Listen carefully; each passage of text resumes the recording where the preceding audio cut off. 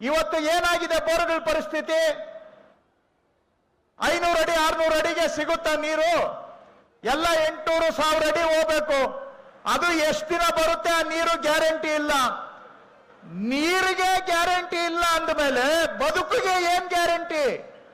ಬದುಕಬೇಕು ಅಂತ ಹೇಳಿದ್ರೆ, ಇವೆಲ್ಲ ಲೇಔಟ್ಗಳು ಆಗ್ಬೇಕು ಅಂತ ಹೇಳಿದ್ರೆ, ಇಂಡಸ್ಟ್ರಿಗಳು ಬರಬೇಕು ಅಂತ ಹೇಳಿದ್ರೆ, ನೀರಿಲ್ದೆ ಹೋದ್ದು ಇದೆಲ್ಲ ಮಾಡಕ್ ಸಾಧ್ಯನಾ? ನೀರು ಇದ್ರೇನೆ ಬದುಕೋದಕ್ಕೆ ಸಾಧ್ಯ. ಹಾಗಾಗಿ ಆ ಭೂಮಿಯಲ್ಲಿ ಇವತ್ತು ಪಾತಾಳಕ್ಕೆ ಇಳಿತಾ ಇದೆ ನೀರಿನ ಮಟ್ಟ. ಎಷ್ಟು ಬೋರ್ಗಳು ಕೊಟ್ಟಿದ್ರು ಸಾಲಲ್ಲ. ವ್ಯವಸಾಯ ಮಾಡೋರ ಪರಿಸ್ಥಿತಿ ಅಂತೂ ಹೆಂಗೆ ಅಂದ್ರೆ, ಆ ಸಂಪಾದನೆ ಮಾಡಿದ ದುಡ್ಡೆಲ್ಲ ಮೋಟರ್ಗಳ ರಿಪೇರಿಗೆ, ಹೊಸ ಓಲುಗಳು ಹಾಕಕ್ಕೆ, ಹೊಸ ಮೋಟರ್ಗಳು ಕೊಂಡಕ್ಕೆ ಸಾಲೋದಿಲ್ಲ. ಇನ್ನು ಬದುಕೋದೆಲ್ಲಿ? ಸಂಸಾರ ಸಾಕೋದೆಲ್ಲಿ? ಎಲ್ಲಿವರೆಗೂ ಈ ನೀರಿನ ಅಭಾವಕ್ಕೆ ನಾವು ಪರಿಹಾರ ಕೊಡೋದಿಲ್ಲ ಅಲ್ಲಿವರೆಗೂ ಬದುಕಿಗೆ ಗ್ಯಾರಂಟಿ ಇರೋದಿಲ್ಲ. ಹಾಗಾಗಿ ಆ ಬದುಕಿಗೆ ಗ್ಯಾರಂಟಿ ಬೇಕಾದ್ರೆ ನೀರಿಗೆ ಒಂದು ಗ್ಯಾರಂಟಿ ಕೊಡಬೇಕು ಅಂತೇಳಿ ನಮ್ಮ ಸರ್ಕಾರ ಈ ಜಲ ಮರುಪೂರಣ ಯೋಜನೆ ಮುಖಾಂತರ ನೀರ್ ಗ್ಯಾರಂಟಿ ಅಷ್ಟೇ ಅಲ್ಲ, ಬದುಕಿಗೆ ಗ್ಯಾರಂಟಿ ಕೊಡುವಂತ ಕೆಲಸವನ್ನ ನಾವಿವತ್ತು ಮಾಡ್ತಾ ಇದ್ದೇವೆ.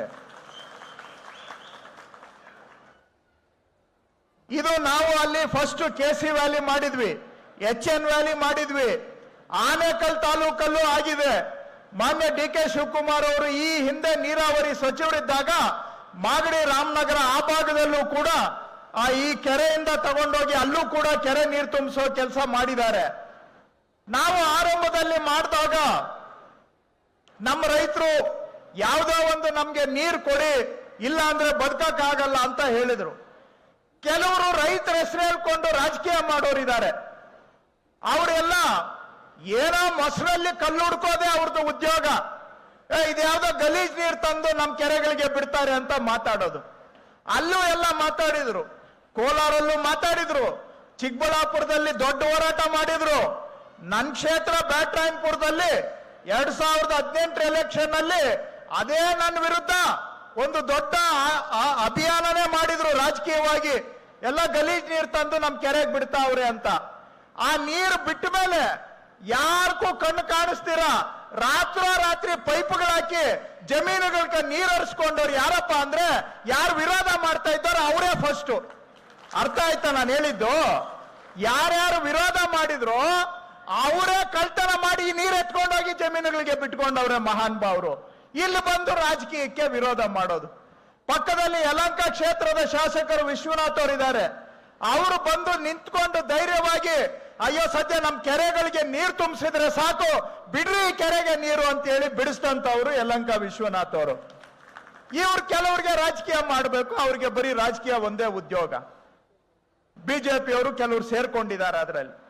ಹಾಗಾದ್ರೆ ಈಗ 4 ವರ್ಷ ಇತ್ತು ಹೋದ್ ಸರ್ಕಾರ, ಬಿಜೆಪಿ ಸರ್ಕಾರ ಇತ್ತು. ಆವಾಗ ಅವರ ಮಿನಿಸ್ಟರ್ ಮಾಧುಸ್ವಾಮಿ ಅವರು ಅಸೆಂಬ್ಲಿಯಲ್ಲಿ ಇದಕ್ಕಿಂತ ಸಮಾನವಾದಂತ ಒಳ್ಳೆ ಯೋಜನೆ ಇಲ್ಲ ಅಂತ ಬಸವರಾಜ ಬೊಮ್ಮಾಯಿ ಮಾಧುಸ್ವಾಮಿ ಅವರು ಅಸೆಂಬ್ಲಿಯಲ್ಲಿ ಭಾಷಣ ಮಾಡಿದ್ದಾರೆ. ತೆಗೆದು ನೋಡ್ಲಿ ಅವ್ರು ಕಂಡ್ಬಿಟ್ಟು. ಯಾರು? ಮಾಧುಸ್ವಾಮಿ ಅವರು, ಬಸವರಾಜ ಬೊಮ್ಮಾಯಿ ಅವರು. ಇದರಷ್ಟು ಶ್ರೇಷ್ಠ ಯೋಜನೆ ಇನ್ನೊಂದಿಲ್ಲ ಅಂತೇಳಿ ಇದಕ್ಕೆ ನಾವು ಸಂಪೂರ್ಣ ಸಪೋರ್ಟ್ ಮಾಡ್ತೀವಿ ಅಂತ ಬೊಮ್ಮಾಯಿ ಅವರು ಮಾಧುಸ್ವಾಮಿ ಅವರು ಇಬ್ಬರು ಅಸೆಂಬ್ಲಿಯಲ್ಲಿ ಹೇಳಿದ್ದಾರೆ. ತೆಗೆದು ತೋರಿಸ್ಬೇಕು ಶ್ರೀನಿವಾಸ್ ಅವರ ಅಸೆಂಬ್ಲಿಯಲ್ಲಿ ಇದೆಲ್ಲ ಸಿಕ್ಕುತ್ತೆ. ಯಾರನ್ನ ಬಿಜೆಪಿ ಅವ್ರು ಮಾತಾಡಿದ್ರೆ ರೈತರ ಹೊಟ್ಟೆಗೆ ಕಲ್ಲು ಹಾಕ್ಬೇಡ್ರಿ ಅಂತೇಳಿ ಅವರ ಲೀಡರ್ಗಳು ಏನ್ ಹೇಳಿದ್ದಾರೆ ಅದನ್ನೇ ಅವ್ರಿಗೆ ತೆಗೆದು ತೋರಿಸ್ಬೇಕು. ಅಷ್ಟೇ ಅಲ್ಲ, ಹೇಳ್ತೇನೆ, ವಿಶ್ವಸಂಸ್ಥೆ ಅಂತ ಇದೆ, ಯುನೈಟೆಡ್ ನೇಷನ್ಸ್ ಅಂತ ಕೇಳಿದೀರಾ?